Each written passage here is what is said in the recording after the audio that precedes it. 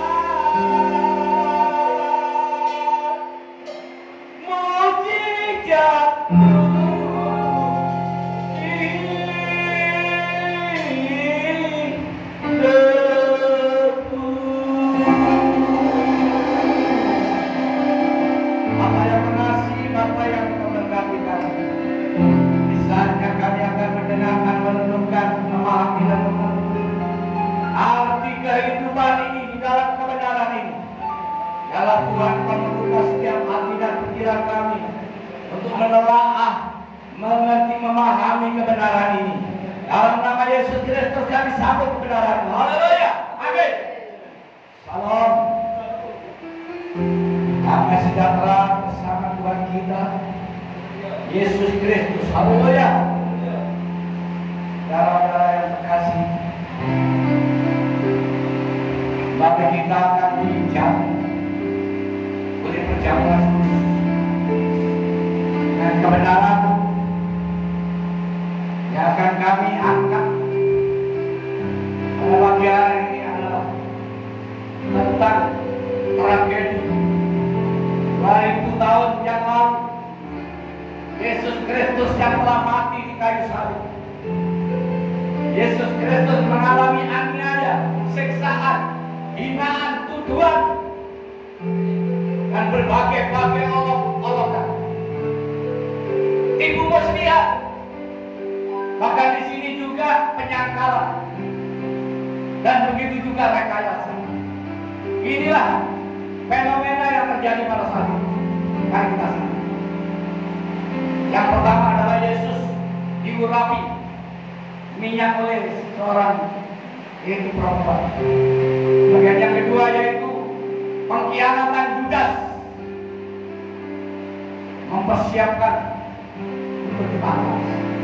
Yang ketiga adalah persiapan perjamuan malam hari raya roti tidak benar. Jadi ada hari raya roti yang tidak benar. Yang keempat, perjamuan malam dilaksanakan pada saat itu. Yang kelima yaitu penyangkalan Petrus. Yang keenam di Taman Getsemani yaitu doa Yesus Kristus. Yang keenam yaitu yang ketujuh Yesus ditangkap. Yang kedelapan Yesus di sidang mahkamah konstitusi, bukan mahkamah yaitu agama dasar, bukan mahkamah konstitusi. Yang kesembilan yaitu penyangkalan Petrus. Yang ke-10 Yesus diserahkan kepada Pilatus. Yang ke-11 Yesus dihujat dan diolok-olok. Yang ke-12 yaitu Yesus mati. Dan yang ke-13 Yesus dikuburkan. Nah, kita lihat yang pertama Yesus diurapi, Matius pasal 26. Matius pasal 26 ayat 10.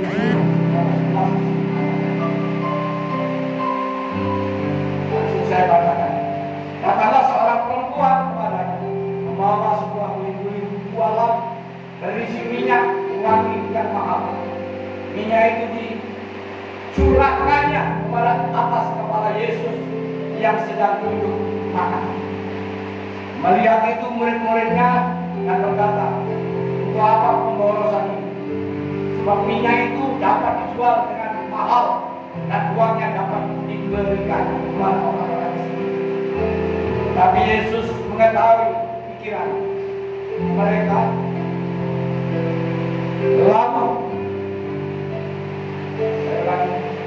Tetapi Yesus mengetahui pikiran mereka, lalu berkata, mengapa kamu menyusahkan perempuan ini? Sebab ia telah melakukan suatu perbuatan yang baik padamu. Karena orang miskin selalu ada padamu, tetapi aku tidak akan selalu bersama-sama kamu. Sebab dengan mencurahkan minyak itu ke tubuhku, ia membuat suatu persiapan untuk pengguguranku. Aku berkata kepadamu, sesungguhnya di mana saja Injil diberitakan di seluruh dunia, apa yang dilakukannya ini akan disebut juga untuk mengingat dia. Amin. Peristiwa yang pertama itu seorang perempuan membawa minyak dan buli-buli kemudian dicurahkan ke kepala Yesus. Kepala Yesus disiram dengan minyak yang harganya sangat mahal. Itu dipertimbangkan dan dijadikan bahan omongan atau perkataan dengan para murid. Kenapa minyak yang mahal kayak itu dibuang-buang? Seharusnya dijual saja, dibagi-bagikan kepada orang miskin. Tetapi Yesus berkata, orang miskin selalu ada pada kita. Biarkan perempuan itu melakukan yang terbaik bagi kami, supaya dengan minyak itu maka untuk mempersiapkan akan penguburan atau kematian. Itulah pernyataan. Jadi seringkali di sini seorang murid berkata-kata oleh karena konsep-konsep yang ada di dalam Alkitab. Konsep-konsep yang ada di dalam Alkitab ini membuat perdebatan pembantahan. Sehingga di situ Yesus mengambil keputusan tegas bahwa supaya Injil diberitakan hingga sampai seluruh dunia ini. Itu adalah pernyataan yang lain. Nah, sambung yang berikutnya yaitu tentang pengkhianatan Yudas, mempersiapkan pengkhianatan.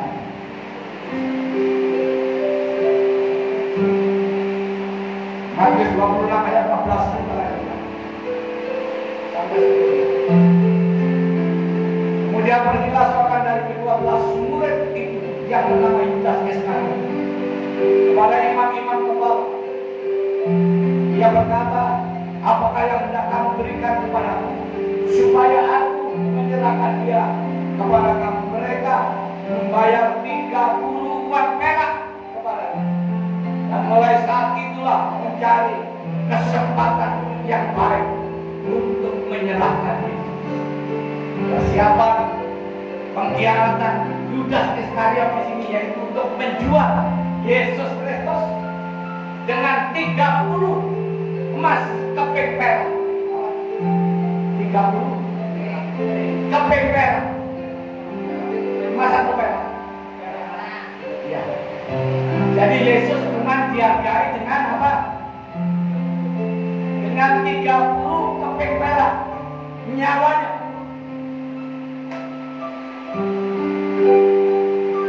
Dengan 30 keping perak sudah bisa menjual Yesus Kristus. Ini murid yang sangat langka, yang sangat, kalau katakan sini Deodeo. Apa Deodeo? Itulah sebabnya di sini kadang-kadang murid Yesus itu memang ada yang tidak pintar, bahkan ada pengkhianat. Ya seperti Yudas Iskariot ini.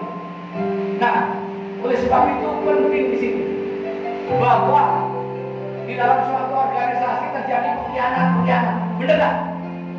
Ada organisasi politik, ormas, pemerintahan, swasta, perusahaan-perusahaan, ada yang menjadi pengkhianat. Dan oleh sebab itu di sini penting untuk disoroti, untuk dipahami bahwa setiap usaha, setiap organisasi, setiap pemerintah ini harus ada intelijen, harus ada apa di situ, pengamat, harus ada di situ apa namanya, selain ya, untuk pengamat itu. Kemudian kita lanjutkan selanjutnya itu ayat yang keempat, bagian yang keempat. Perjamuan malam terjadi. Tetap ayat 26 pasal 26. Ini agak saya singkat-singkat.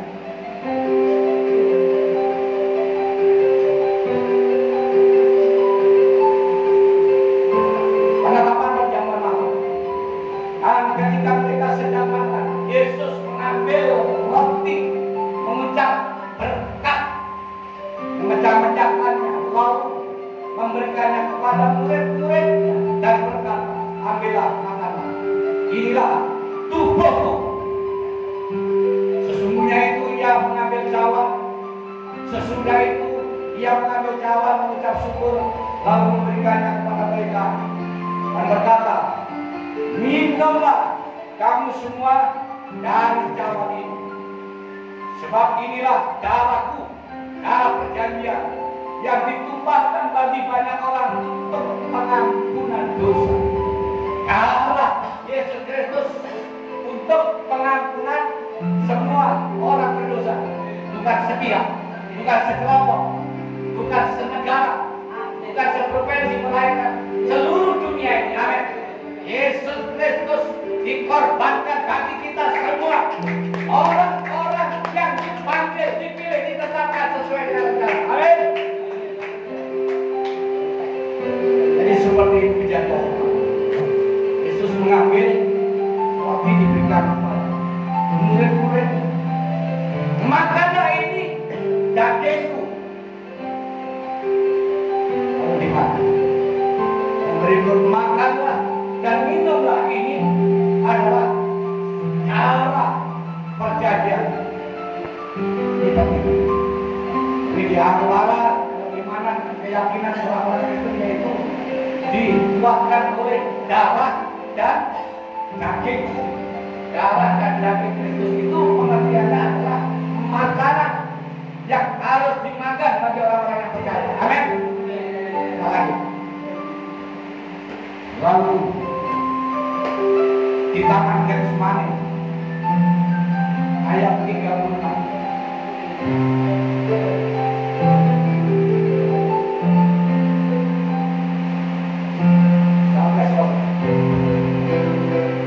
Maka sampailah Yesus bersama-sama muridnya ke suatu tempat yang bernama Getsemani.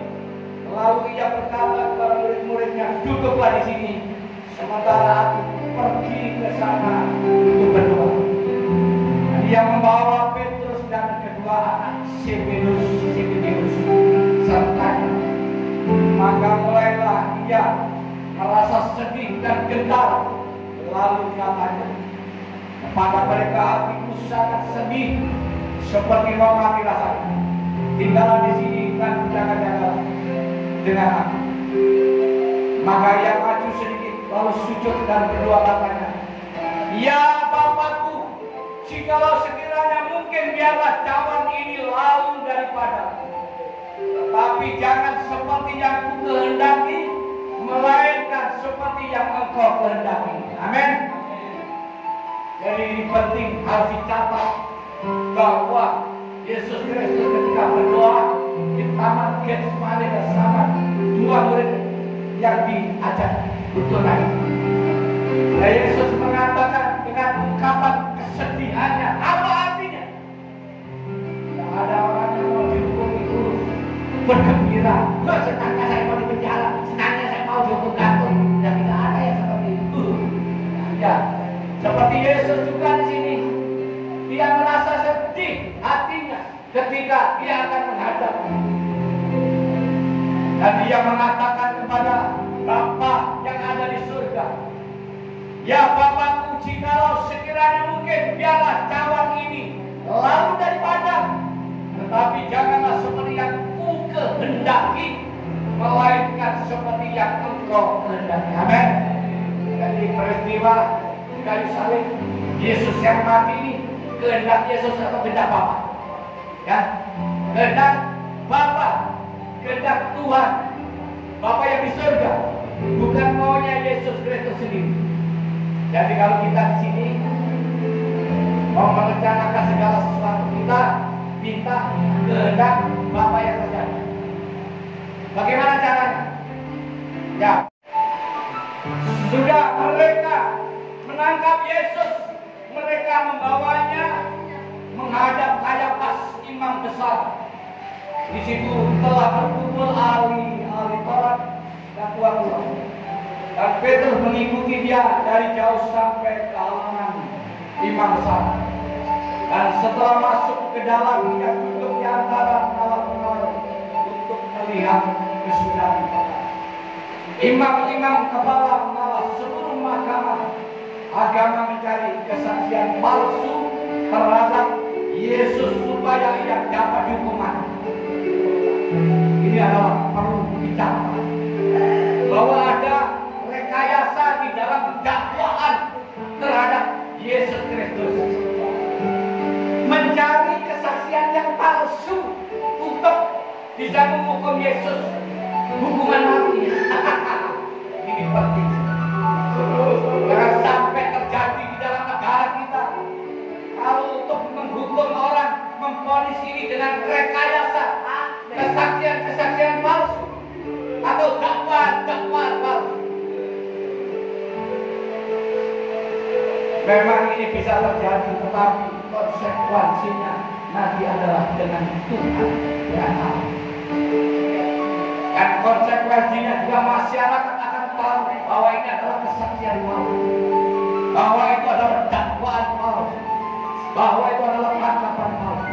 Allah akan tahu, dan masyarakat juga akan mengerti, akan menjadi runyam, akan menjadi persoalan besar.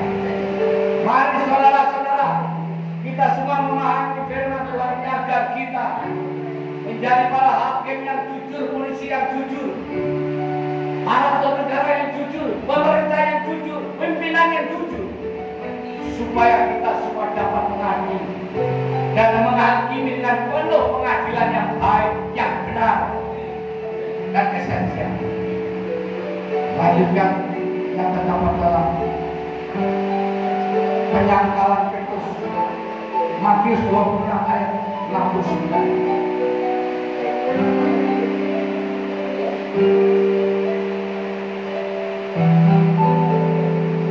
Jadi Yesus Petrus menyangka, sementara itu Petrus duduk di luar di halaman, maka datanglah seorang hamba perempuan kepadanya. Katanya, engkau juga selalu bersama-sama dengan Yesus yang orang Galilea itu. Tetapi dia menyangkanya di depan semua orang, katanya, aku tidak tahu apa yang engkau maksud. Ketika ia pergi ke pintu gerbang, seorang hamba lain melihat dia dan berkata kepada orang yang ada di situ, orang ini bersama-sama dengan Yesus, orang Nazaret. Tetapi jawab Petrus dan ia menyangkanya pula dengan bersumpah, aku tidak kenal engkau. Tidak lama lagi kemudian di sini orang yang ada di situ datang kepada Petrus dan berkata, pasti engkau juga salah seorang dari mereka itu. Nyata dari bahasa. Maka mulailah Petrus mengutuk dan bersumpah, aku tidak kenal orang itu. Dan pada saat itu perkokohan ayat. Sangat penting. Pengkhianatan yang dilakukan oleh Yudas Iskariot ini sama dengan pengkhianat. Salah. Yang dilakukan oleh Petrus sama dengan Yudas. Ya, kalau Yudas dihukum mati dan tidak masuk surga, Petrus juga harus dihukum mati dan tidak masuk surga. Boleh Tuhan. Sama-sama pengkhianat. Jadi Petrus mengkhianati 3 pertanyaan-pertanyaan, mulai dari orang biasa sampai dari pasukan, tidak sampai juga beberapa banyak orang dia mengutuki. Aku bersumpah tidak mengenal engkau. Maksudnya, aku bersumpah aku bukan temannya Yesus. Aku bersumpah aku bukan bagian daripada Yesus orang Nazaret itu. Bayangkan, murid yang bertahun-tahun ikut Yesus, makan bersama Yesus, tidur bersama Yesus, ya mungkin mandi juga bersama Yesus. Tetapi di sini begitu galaknya menyangkal, begitu kuatnya dalam sangkalannya, dalam pengkhianatannya, dalam penolakannya ketika Yesus ditangkap. Itulah manusia. Manusia tidak ada yang kuat seperti Allah. Manusia tidak ada yang tahan seperti malaikat. Oleh sebab itu di sini apa yang dilakukan oleh Petrus dan Yudas Iskariot juga sebagai pengkhianatan, Tuhan tahu Tuhan juga di sini mempertimbangkan dan memperhitungkan. Apa itu selamat? Yudas Iskariot sama Petrus. Ya, itu urusan Tuhan. Kalau saya lihat ya selamat. Oke, kita lanjutkan bagian yang 11. Yesus yang ke-10 diserahkan kepada Pontius Pilatus. Jangan keluar lagi. Matius 27 sekarang.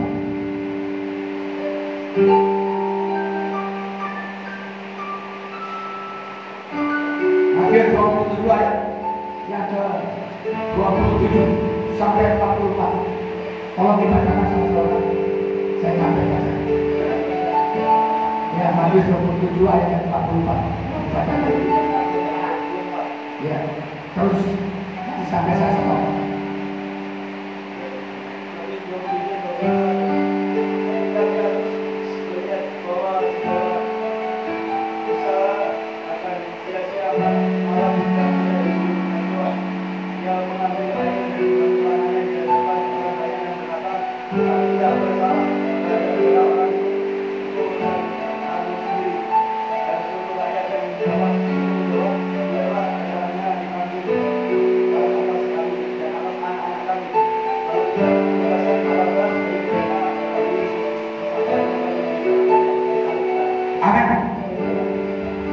Pontius Pilatus memutuskan dengan menyerahkan Yesus untuk dihukum mati yang mencuci tangannya, dan dia mengatakan tidak bertanggung jawab atas semua yang dituduhkan kepada Yesus. Artinya keputusan Pontius Pilatus ini ragu-ragu bahwa Yesus Kristus adalah dianggap orang yang berdosa dan orang yang salah. Dan untuk itu di sini Pontius Pilatus mencuci tangan, tidak mau terlibat dengan perkara ini. Serahkan, serahkan. Mau kamu apa? Tapi saya akan bertanggung jawab. Seperti itu. Lalu dilaksanakanlah yaitu pengarah-arahan menuju ke Bukit Golgota. Kita lihat berikutnya sini. Di situ selanjutnya ada selanjutnya Yesus diolok. Kita lihat Matius pasal 27 ayat 45.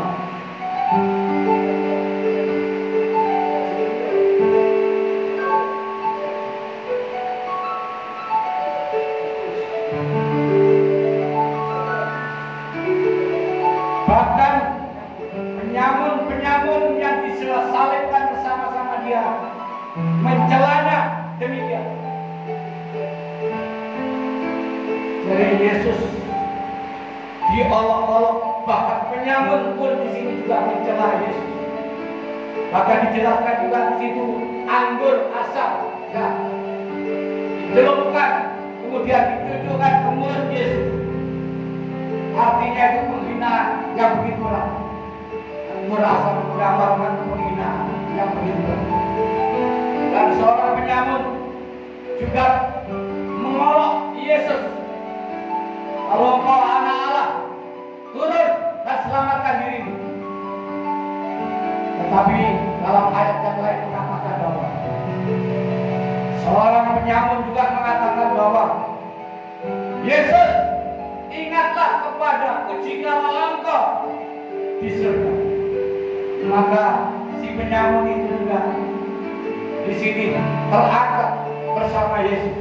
Yesus mengatakan, hari ini juga engkau bersama-sama aku ke Taman Firdaus. Benar?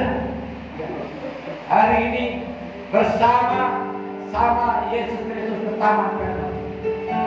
Kita semua orang-orang percaya, orang-orang beriman,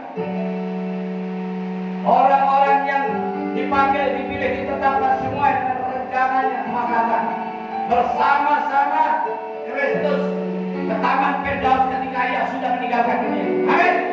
Nah, itulah kebenaran di dalam Alkitab. Berikut Yesus mati.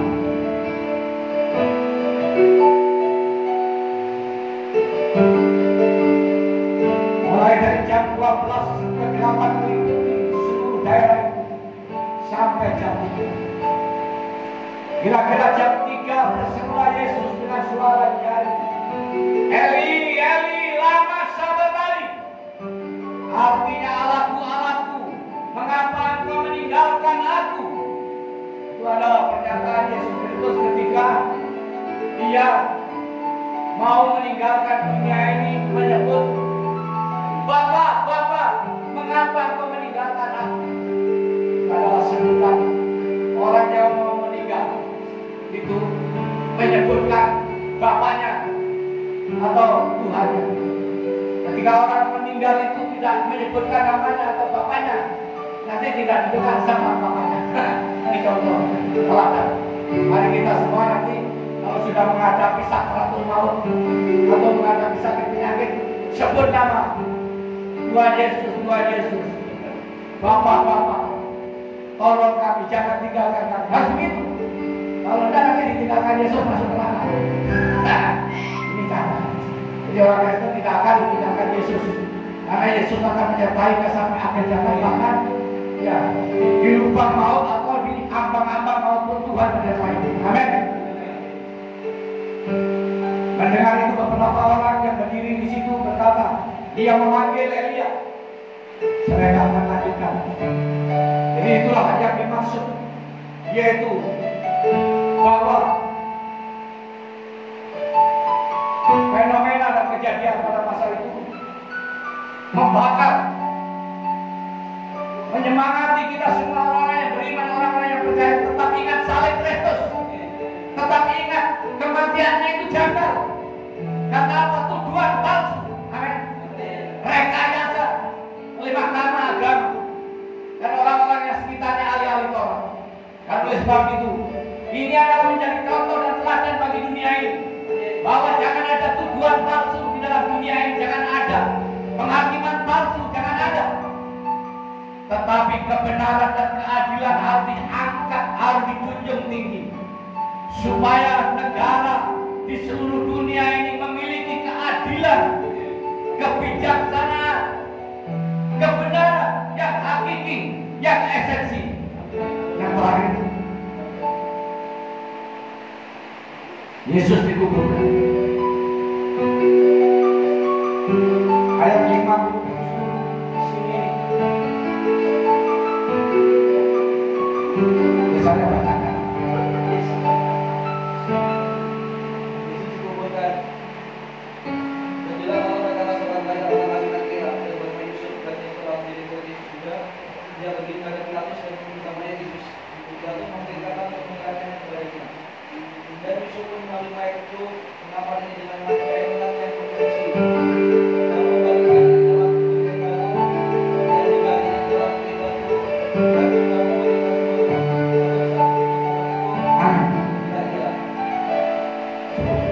menjelang malam hari, di situ Yusuf Arimatea mengambil mayat Yesus, meminta kepada pasukan Romawi untuk dikuburkan. Lalu Yesus dikuburkan, ditutup dengan batu yang besar dan tidak ada yang dapat memulihkan batu itu kecuali Tuhan sendiri. Sebab itu kita yakini dan kita percayai bahwa Yesus Kristus yang telah mati kemudian bangkit bukan hilang, bukan dicuri sama muridnya, bukan diambil, bukan dicuri juga orang lain, tetapi memang bangkit dari antara orang mati. Malaikat yang menggulingkan batu itu dan Yesus di sini dengan kuasanya yang bangkit, terangkat, naik ke surga, supaya kita paham bahwa orang-orang yang beriman, orang-orang yang percaya, Yesus yang telah disiksa, dianiaya, dituduh, difitnah dengan fitnah yang begitu keji dan keras, tetapi ia harus mati dan mati bagi kita, disalibkan, dianiaya, diolok, dihina, dicerca. Itulah kebenaran firman Tuhan. Dan mayatnya dikuburkan oleh seorang yang namanya Yusuf Arimatea. Kemudian ia ditutup dengan batu. Kemudian batu itu terguling 3 harinya. Dia bangkit dari antara orang mati. Dan kebenaran ini tercatat dari 2000 tahun atau 100 tahun yang lalu, saya tidak tahu. Pokoknya dari tahun-tahun yang lalu. Tetapi Yesus ini telah bangkit dari antara orang mati dan terangkat ke surga menambahkan 40 hari. Ya kemudian terangkat ke surga. Dia kembali duduk di sebelah kanan Allah Bapa. Amin.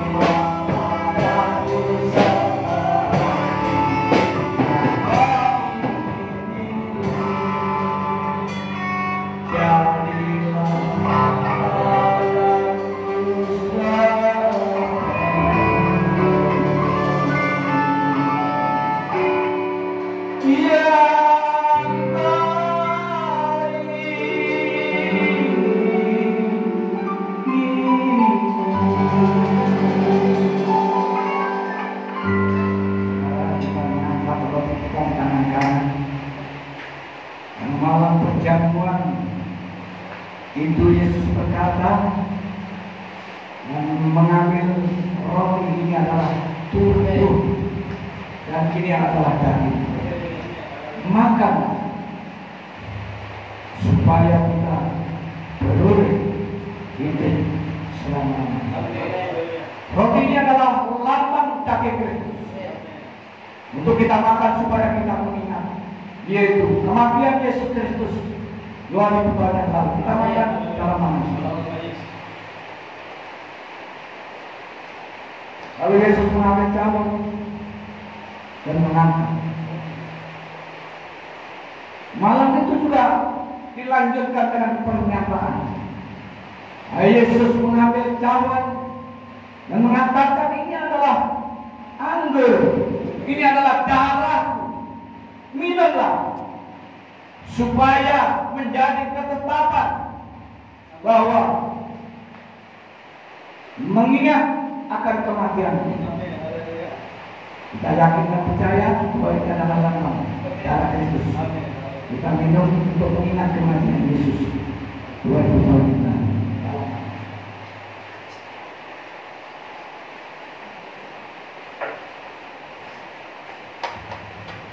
Ku